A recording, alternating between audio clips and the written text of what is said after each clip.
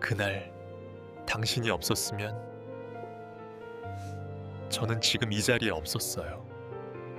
늦가을 오후 조용한 카페 테이블 위에서 두 사람이 마주 앉아 있습니다. 한 사람은 72세의 노인 김덕수, 다른 한 사람은 깔끔한 정장을 입은 45세의 남자 박정우입니다. 박정우는 천천히 손을 내밀며 말합니다. 얼굴에는 눈물이 흐르고 있습니다. 그날 당신이 없었으면 저는 지금 이 자리에 없었어요. 김덕수는 담담하게 박정우의 손을 잡습니다. 그 손에는 세월의 때가 묻어 있습니다. 수십 년을 폐지를 줍는 손입니다. 그냥 사람이니까. 두 사람은 말없이 손을 잡은 채 있습니다. 노란 낙엽이 바람에 날립니다. 이 만남이 이루어지기 전 얼마나 많은 시간이 필요했을까요? 이제 그 이야기에 처음으로 돌아가 봅시다. 모든 것이 시작된 그날, 그 을씨년스러운 늦가을 저녁으로 말이에요. 2018년 10월 말의 어느 저녁이었습니다. 하늘은 벌써 어두워지고 있었고 거리의 가로등만이 하나둘 켜지기 시작했습니다. 김덕수는 그날도 어김없이 골목길을 돌아다니고 있었습니다. 손에는 주워 담은 폐지 묶음이 들려 있었고 허리는 이미 지쳐서 자신도 모르게 굽어 있었습니다. 72세의 나이는 결코 젊지 않았습니다. 하지만 세상의 다른 곳에서는 그를 돌봐줄 사람이 없었습니다. 아내는 10년 전에 세상을 떠났고 아들들과는 20년 전부터 연락이 끊겼습니다. 젊은 시절 공장에서 일하며 번 돈도 흐지부지 사라졌고 남은 것은 허름한 고시원 같은 방 한 칸과 매일 반복되는 폐지 주우러 나가는 일뿐이었습니다. 가끔은 혼자 누워 있으면서 이렇게 살다가 어디선가 하나 꺾여서 죽으면 아무도 모를 거 아닌가 하는 생각을 했습니다. 하지만 아침이 오면 또다시 일어나 밖으로 나갔습니다. 그럴 수밖에 없었습니다. 하루를 살려면 하루 벌어야 했거든요. 그날도 그런 날이었습니다. 해가 지기 전에 조금이라도 더 주우려고 발걸음을 재촉하던 중이었습니다. 좁은 골목 모퉁이를 돌아섰을 때 김덕수는 그 모습을 보았습니다. 남자가 쓰러져 있었습니다. 아스팔트 위에 고스란히 누워 있었습니다. 30몇 살쯤 되어 보이는 남자였습니다. 양복을 입고 있었는데 얼굴은 창백하고 입에서는 피가 조금 흐르고 있었습니다. 처음 몇 초간 김덕수는 멈춰 서 있었습니다. 그의 뇌는 빠르게 계산을 시작했습니다. 이 상황에 연루되면 어떻게 될까? 경찰에 불려가는 건 아닐까? 혹은 이 남자가 깨어났을 때 자신을 고소하면 어떻게 할까? 그를 만난 것만으로도 자신의 처지가 더 복잡해질 것 같았습니다. 그는 폐지 묶음을 들고 있었습니다. 무거웠습니다. 자기 손도 이미 지쳐 있었습니다. 그냥 지나가면 되지 않을까? 누군가 다른 사람이 발견할 테니까. 그렇게 생각이 들었습니다. 김덕수는 천천히 돌아섰습니다. 하지만 몇 발자국을 걷다가 멈췄습니다. 저 남자가 죽으면 어떻게 될까? 그렇게 생각했습니다. 자신도 이 나이까지 살아오면서 느꼈던 것이 있습니다. 죽음이란 것이 얼마나 무거운 일인가 하는 것입니다. 아내가 아팠을 때 그는 자신의 손으로 할 수 있는 것이 거의 없다는 것을 깨달았습니다. 돈도 없었고 의술도 알 수 없었고 할 수 있는 것이라고는 그저 손을 잡아주는 것뿐이었습니다. 다시 돌아온 김덕수는 남자의 어깨를 흔들었습니다. 정신 차려 살아야지. 남자는 깨어나지 않았습니다. 김덕수는 주머니에서 낡은 휴대전화를 꺼냈습니다. 정부에서 주는 기초생활수급자 휴대폰이었습니다. 번호도 거의 기억했습니다. 어딘가에서는 본 적이 있는 번호였습니다. 그는 번호를 눌렀습니다. 통화음이 울렸습니다. 그 몇 초간의 기다림이 그에게는 긴 시간처럼 느껴졌습니다. 이게 맞는 일인가? 이 선택이 자신에게 어떤 빌미를 줄까? 하지만 다이얼은 이미 눌러져 있었습니다. 네, 119입니다. 무엇이 도움이 되어 드릴까요? 반갑고 신속한 여성의 목소리가 들렸습니다.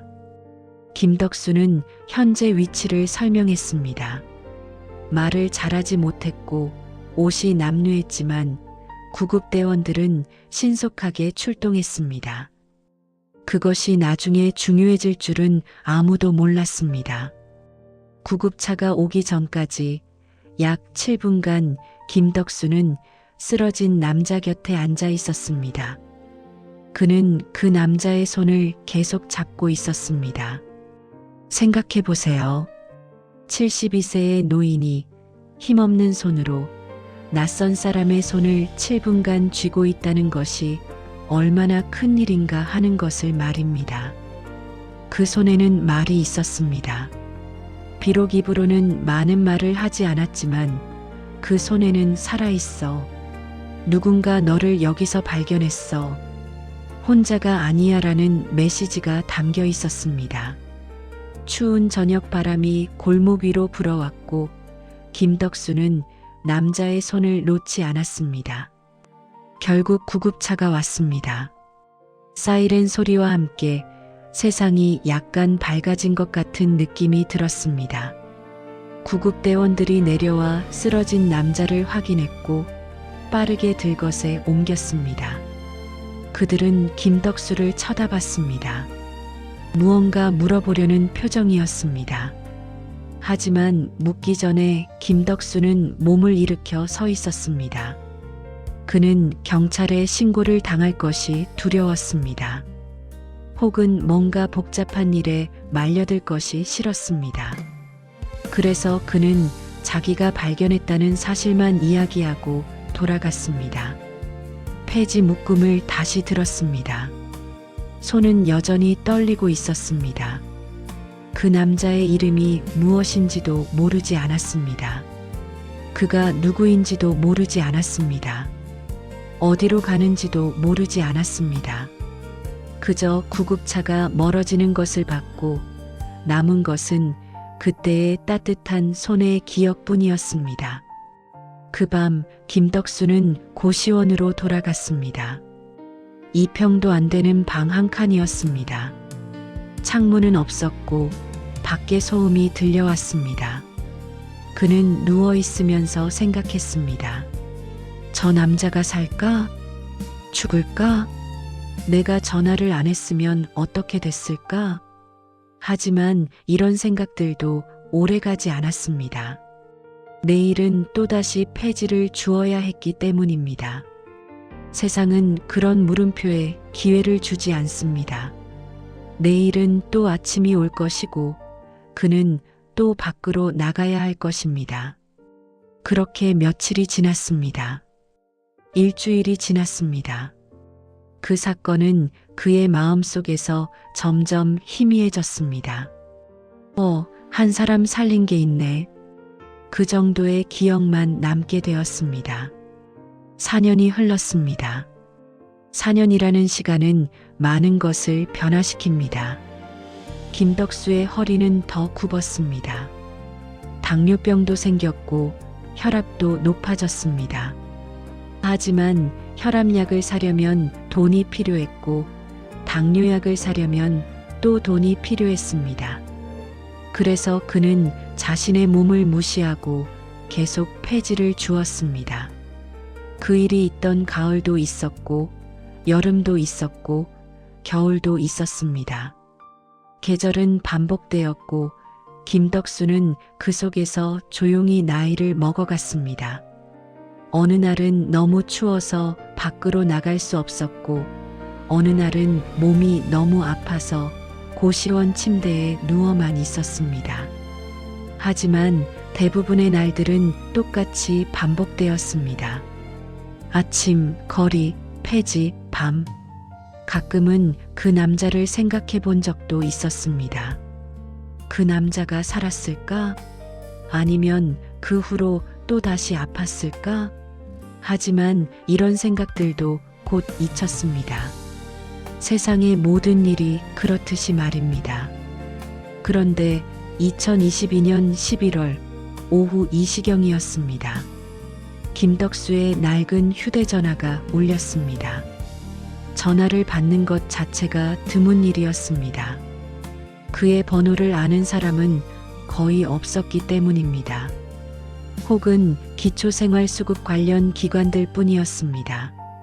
여보세요? 김덕수 선생님 맞으신가요? 여성의 목소리였습니다. 공적인 느낌의 목소리였습니다. 안녕하세요. 저는 559청의 사회복지사입니다. 선생님을 꼭 만나 뵙고 싶으신 분이 계셔서. 김덕수의 심장이 철렁했습니다. 사기다. 이것은 무언가 자신에게 불리한 일이 될 거라는 직감이 순간적으로 들었습니다. 4년이라는 세월은 많은 것을 잊게 하지만 불안감은 쉽게 사라지지 않습니다. 그는 전화를 끊을까 생각했습니다. 하지만 사회복지사는 계속 말했습니다. 선생님이 누군가를 도와주신 적이 있으신 것 같은데 그분이 선생님을 찾고 계세요. 도와줌이라는 단어가 가슴을 철렁하게 했습니다. 그것이 그 일을 의미하는 것이 아니라고 해도 그것만으로도 충분했습니다. 4년간 묻혀있던 그날의 기억이 소생했습니다. 그는 수고스럽게 계약된 만남 장소를 확인했습니다. 이튿날 오후 3시 시청 근처의 카페였습니다. 그날 밤 김덕수는 잠을 잘 수 없었습니다. 누가 자신을 찾고 있을까? 그 남자가 살았던 건 맞는 것 같은데 그렇다면 자신을 찾는 이유가 무엇일까? 감사를 하려는 건가? 아니면 뭔가 책임을 묻는 건가? 옛날 어린 영화에서나 나오는 일들이 자신의 인생에서도 일어날 수 있을까? 그는 가진 옷 중에 가장 깨끗한 옷을 꺼냈습니다. 10년 전쯤 아내가 생일 때문에 사줬던 검은 목폴라였습니다. 아내는 이미 세상을 떠났고 목폴라만 남아 있었습니다. 거울에 비친 자신의 얼굴은 72세의 노인이었습니다. 혼자 살면서 관을 쓰지 않은 머리가 하얀색으로 폭포처럼 흘러내렸습니다. 다음 날 오후 2시 45분 김덕수는 카페 앞에 도착했습니다. 미리 도착하려고 했습니다. 그래야 마음이 놓인다고 생각했습니다. 카페는 깨끗했고 따뜻했습니다. 그는 오래간만에 들어가 본 세상이었습니다. 커피 맛도 잘 모르고 가격도 어느 정도인지 모르지만 그는 가장 싼 아메리카노를 시켰습니다. 손으로는 컵을 쥐었지만 입으로는 마시지 않았습니다. 정확히 3시가 되었을 때 남자가 들어왔습니다. 검은 정장을 입은 키가 크고 차분해 보이는 남자였습니다. 45세쯤 되어 보였습니다. 얼굴은 여유 있어 보였고 눈 위에는 지성과 경험이 배어 있었습니다. 그가 아메리카노를 마시고 있는 노인을 발견했을 때 그의 얼굴에 무언가가 스쳐 지나갔습니다. 차이가 있었습니다. 4년 전의 거리의 노인과 지금 카페에 앉은 노인은 같은 사람인데 세월은 훨씬 많은 것을 가져갔고 남겼습니다. 남자는 천천히 테이블에 다가왔습니다. 그리고 깊이 고개를 숙였습니다. 이것은 일반적인 인사가 아니었습니다. 존경과 감사, 그리고 뭔가 다른 감정들이 섞여 있는 절이었습니다.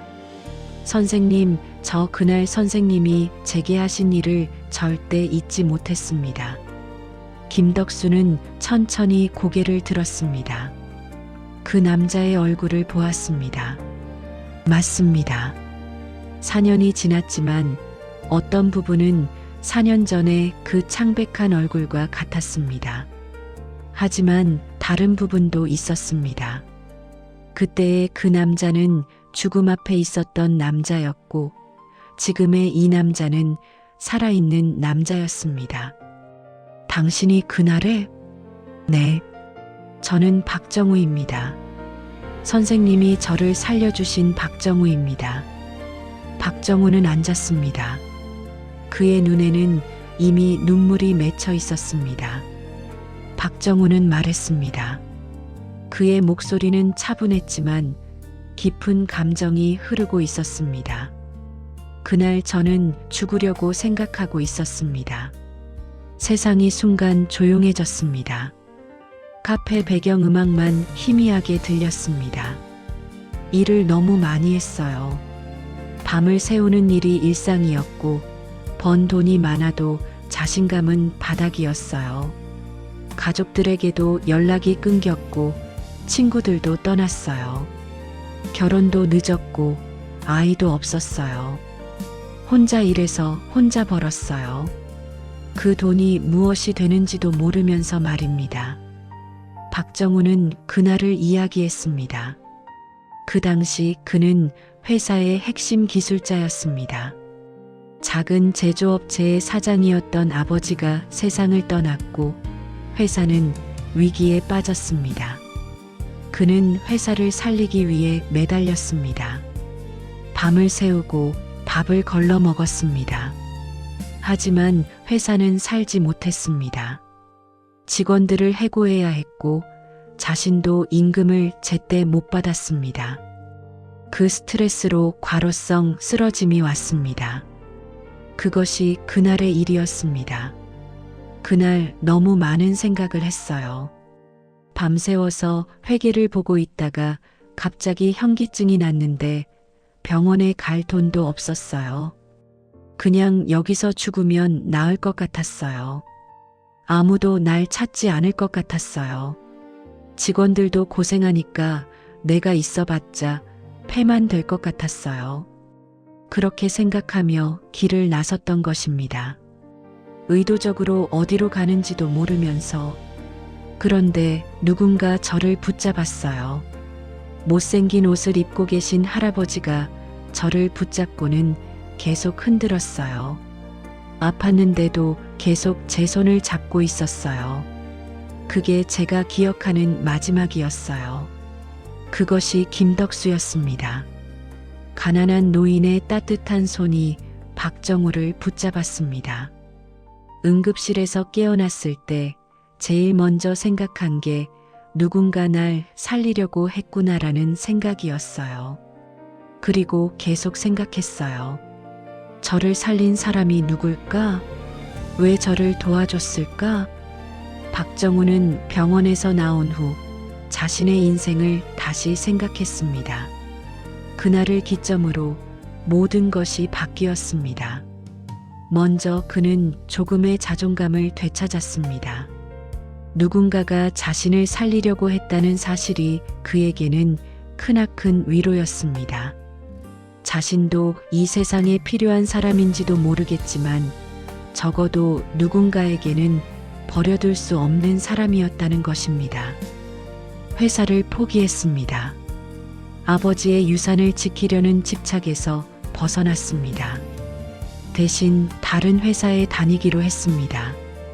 정직하고 성실하게 밤을 새우지 않으면서. 그렇게 5년이 지났습니다. 박정우는 다니던 회사에서 임원급이 되었습니다. 돈도 벌었습니다. 하지만 더 중요한 것은 그의 마음이 살아났다는 것입니다. 그는 가족들과 다시 연락을 시작했습니다. 친구들도 만나기 시작했습니다. 자기 시간도 가지기 시작했습니다. 그리고 계속해서 자신을 살린 그 남자를 찾기 시작했습니다. 저를 살린 분이 어떻게 살고 계실까? 계속 궁금했어요. 처음엔 그냥 감사를 전하고 싶었어요. 나중엔 정말로 그분을 만나고 싶었어요. 그분이 있어야만 제 이야기가 완성될 것 같았어요. 박정우는 119 기록을 찾기 시작했습니다. 당시 출동 기록을 추적했습니다. 구급대원들에게 물어봤습니다. 누가 신고를 했는가? 그 사람의 모습이 어떻게 되는가?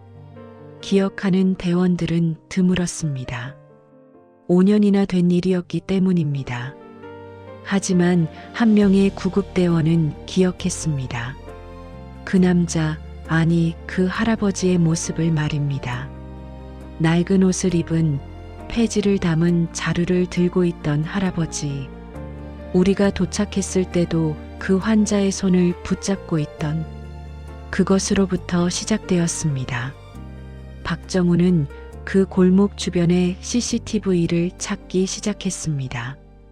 당시의 경찰 기록도 찾았습니다. 그리고 마침내 6개월 전 그는 찾았습니다. 카페에서 박정우의 이야기를 듣는 동안 김덕수의 마음은 복잡했습니다.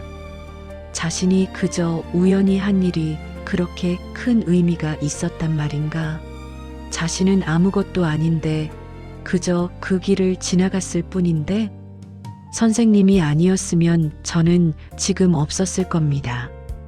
가정도 없었을 거고 일도 없었을 거고 사람 관계도 없었을 거예요. 마치 영화처럼 제 인생은 완전히 달라졌어요. 박정우는 계속했습니다. 그 이후로 저는 계속 생각했어요. 선생님은 왜 저를 도와주신 걸까? 선생님도 힘든 상황에 있으신 분인데 왜 낯선 사람을 위해? 그냥 사람이니까. 김덕수의 대답은 짧았습니다. 하지만 그 안에 모든 것이 담겨 있었습니다. 사람이니까. 그것만으로 충분했습니다. 설명이 필요 없었습니다. 철학도 종교도 거대한 명리도 필요 없었습니다. 그저 사람이기 때문에 한 일입니다.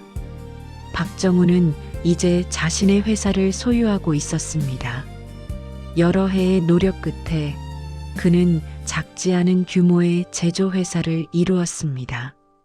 기술도 훌륭했고 직원들도 많았습니다. 하지만 그가 가장 자랑스러워했던 것은 이것이 아니었습니다. 그는 자신의 직원들을 돌봤습니다. 과로하지 않도록 했습니다. 가족과의 시간을 가지도록 했습니다. 번 돈을 모두 회사에 쏟지 않도록 했습니다. 자신이 당했던 고통을 다른 사람에게 주지 않으려고 했습니다. 그리고 이제 그는 그 고통을 자신을 살린 사람을 위해 쓰려고 했습니다. 선생님, 제가 받은 생명의 은혜를 이제는 제가 지켜드리고 싶습니다. 박정우는 카페 테이블 위에 한 봉투를 놓았습니다. 두꺼운 봉투였습니다. 선생님의 의료비, 주거비, 생활비 앞으로 필요하신 모든 것을 제가 챙길 것입니다. 하지만 가장 중요한 건 박정우는 잠깐 멈췄습니다. 감정이 목구멍까지 차올랐습니다. 가장 중요한 건 선생님이 혼자가 아니라는 거예요. 이제부터는 제가 선생님의 곁에 있을 거고 선생님은 저를 이렇게 도와주셨던 것처럼 저도 선생님을 도와드리고 싶어요. 이 말은 단순한 약속이 아니었습니다. 이것은 두 사람의 인생이 다시 한번 만나는 순간이었습니다. 그날 밤 박정우가 처음 길을 잃었을 때 김덕수가 했던 행동이 이렇게 되돌아온 것입니다. 4년의 세월을 건너서 김덕수는 천천히 그 봉투를 열어봤습니다. 그 안에는 생각보다 많은 돈이 들어 있었습니다. 자신이 폐지를 주어서 번 돈의 수개월치였습니다. 하지만 더 중요한 것은 다른 종이였습니다. 그 종이에는 주소와 열쇠, 그리고 짧은 손글씨가 적혀 있었습니다. 선생님의 새집입니다. 서울에서 조용한 곳입니다. 매월 생활비는 제 계좌로 연락 주시면 입금해 드리겠습니다. 박정우. 60년을 혼자 살아온 남자가 남의 손을 잡은 것은 그날 밤 단 한 번이었습니다. 그 한 번이 모든 것을 바꾸었습니다. 박정우는 계속했습니다. 사실 저는 여러 번 당신을 찾으면서 죄책감도 느꼈어요. 제가 선생님께 무엇을 드릴 수 있을까? 제가 선생님을 도와드린 것에 비해 하나도 많지 않을 것 같았어요. 왜냐하면 선생님은 제 목숨을 살려주셨거든요. 그것보다 더 큰 빚이 세상에 있을까요? 그건 은혜가 아니라 관계였구만요. 김덕수는 느꼈습니다. 돈이 중요한 게 아니라는 것을. 그동안 60년을 혼자 살아왔습니다. 아내도 가고 자식들도 떠났습니다. 말할 사람도 없었습니다. 들어줄 사람도 없었습니다.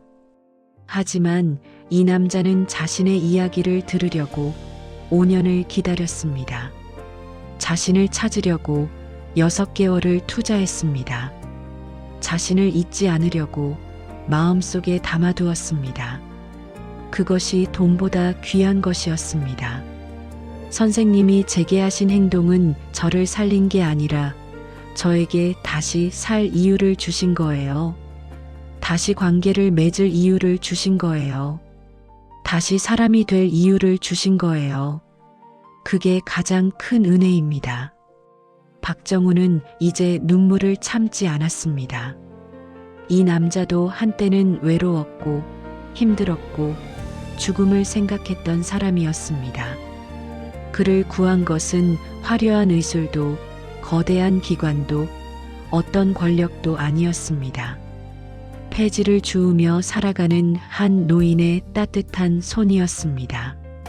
그들은 그날 밤 함께 밥을 먹었습니다. 오래된 식당이었습니다. 고급스럽지는 않았습니다. 하지만 따뜻했습니다. 박정우는 자신의 인생 이야기를 들려주었습니다. 김덕수도 조금씩 자신의 과거를 나누었습니다. 아내와의 추억, 공장 생활, 홀로 되었을 때의 외로움. 말은 많지 않았습니다. 하지만 두 사람 사이에는 이미 깊은 이해가 있었습니다. 4년 전에 그 밤 손을 잡았을 때부터 이미 맺어진 인연이었습니다. 그로부터 2년이 더 흘렀습니다. 현재 김덕수는 박정우가 마련해준 조용한 서울 아파트에 살고 있습니다. 창문이 있는 방입니다. 햇빛이 들어옵니다. 옛날에는 상상할 수도 없었던 일입니다. 매주 일요일이면 박정우가 방문합니다. 그들은 함께 밥을 먹고 때로는 병원에 가고 때로는 공원을 산책합니다. 박정우의 새로운 여자친구도 김덕수를 존경합니다. 자신의 남친을 2번 살린 사람이라고. 김덕수는 이제 더 이상 폐지를 주우러 나가지 않습니다. 대신 그는 때로는 박정우의 회사에 가서 직원들에게 자신의 이야기를 들려줍니다. 설교 같은 것은 아닙니다. 그저 자신의 인생 이야기일 뿐입니다. 하지만 청중들은 침을 삼킵니다. 한 사람의 작은 행동이 어떻게 다른 사람의 인생을 바꿀 수 있는가 하는 것을 깨닫기 때문입니다. 세상의 모든 일은 우연처럼 보입니다. 그 늦가을 저녁 김덕수가 그 골목을 지나갔던 것도 우연이었습니다. 박정우가 그날 그 시간에 쓰러졌던 것도 우연이었습니다. 그 남자가 죽지 않고 깨어나게 된 것도 우연이었습니다. 하지만 돌아올 때 그것은 더 이상 우연이 아니었습니다. 그것은 운명이었습니다. 아마도 운명이란 것은 이런 것 아닐까요? 작은 선의 행동들이 시간을 거쳐서 돌아오는 것. 누군가를 도운 것이 훗날 자신도 도움을 받는 것.